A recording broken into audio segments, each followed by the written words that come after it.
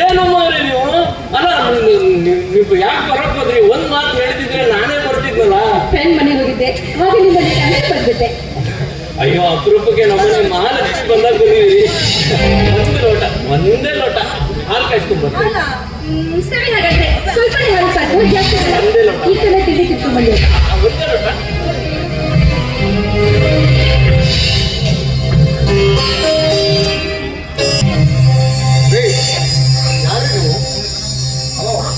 ಈ ಮನೆ ಕೇಳ್ತಾ ಇದ್ದೀನಿ ಯಾರು ಅಂತ. ನೋಡೋದಕ್ಕೆ ಎಷ್ಟು ಹ್ಯಾಂಡ್ಸಮ್ ಆಗಿದ್ದಾನಲ್ಲ, ನೋಡ್ತಾ ಇದ್ರೆ ಮತ್ತೆ ಮತ್ತೆ ನೋಡ್ತಾನೆ ಇರ್ಬೇಕಂತ ಅನ್ಸುತ್ತೆ. ಏನ್ರಿ ಒಬ್ರೇ ಮನಸ್ಸಲ್ಲಿ ಮಡಿಗೆ ತಿಂತಾ ಇದ್ದೀರಾ? ನೀವು ಯಾರು ಅಂತ ಕೇಳ್ತಾ ಇದ್ದೀನಿ. ನಿಮ್ಗೆ ಹೇಳಿ ಏನು ಪ್ರಯೋಜನ? ಏನು ಮನೆ ಬಾಗಿಲು ತೆಗ್ತೀನಿ ಅಂತ ಗುಳಿ ತರ ನುಗ್ಬಿಡೋದ? ನಿಮ್ಗೆ ಹೇಳಿ ಯಾವ ಪ್ರಯೋಜನನೂ ಇಲ್ಲ. ಅಪ್ಪನಿಗೆ ಹೇಳ್ಬೇಕಷ್ಟೇ.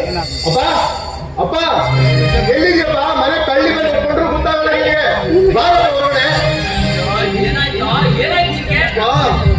ಏನಪ್ಪ ನೀನು? ಎಷ್ಟು ಸತಿ ಹೇಳಿದ್ದೀನಿ ನಿನಗೆ, ನಾನು ಮನೇಲಿ ಇದ್ದೇ ಇರ್ಬೋ ಹೊತ್ತಿನಲ್ಲಿ ಬಾಗಿಲ ತೆಗೆದಿಡ್ಬೇಡ ಅಂತ. ಎಲ್ಲ ಮಾತು ಕೇಳ್ತೀಯ? ಮನೆಗೆ ತುಳ್ಳಿ ಬಂದಿದ್ದಾಳೆ ನೋಡು, ಕಳ್ಳಿ. ಕಳ್ಳಿ? ಅಯ್ಯೋ, ಸ್ವಲ್ಪ ಆ ಕಡೆ ನೋಡಪ್ಪ. ಏನಾಗಿದೆಯೋ ನಿನ್ಗೆ? ಯಾರಿಗಂತಿದ್ಯಾ ಕಳ್ಳಿ ಅಂತ? ಅವ್ನು ಯಾರು ಗೊತ್ತೇನ ನಿನ್ಗೆ? ಯಾರಪ್ಪ? ನೀ ಹೇಳಿರ್ತಾನೆ ಗೊತ್ತಾಗೋದು.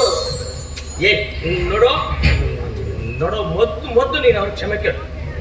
ನೋಡು ಬಿಡಿ ರಾಜನ, ಕೋಪ ಮಾಡ್ಕೋಬೇಡಿ. ಪಾಪ ನಾನು ಯಾರು ಅಂತಾನೆ ಅವ್ರಿಗೆ ಗೊತ್ತಿಲ್ಲ. ಒಂದ್ಸರಿ ಗೊತ್ತಿದ್ರೆ ಈ ರೀತಿ ಎಲ್ಲ ಮಾತಾಡ್ತಾ ಇದ್ರ?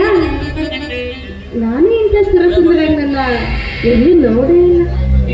ನೋಡು, ನೀನ್ ಅವಳಿಗೆ ಬಳಸಿದ ಆ ಪದನ ಇನ್ನೊಂದ್ಸಲ ಬಳಸಿದ್ರೆ ನೀನ್ ನನ್ನ ಮಗನೂ ಅಲ್ಲ, ನಾನು ನಿನ್ಗೆ ಅಪ್ಪನೂ ಅಲ್ಲ. ಕ್ಷಮೆ ಕೇಳು.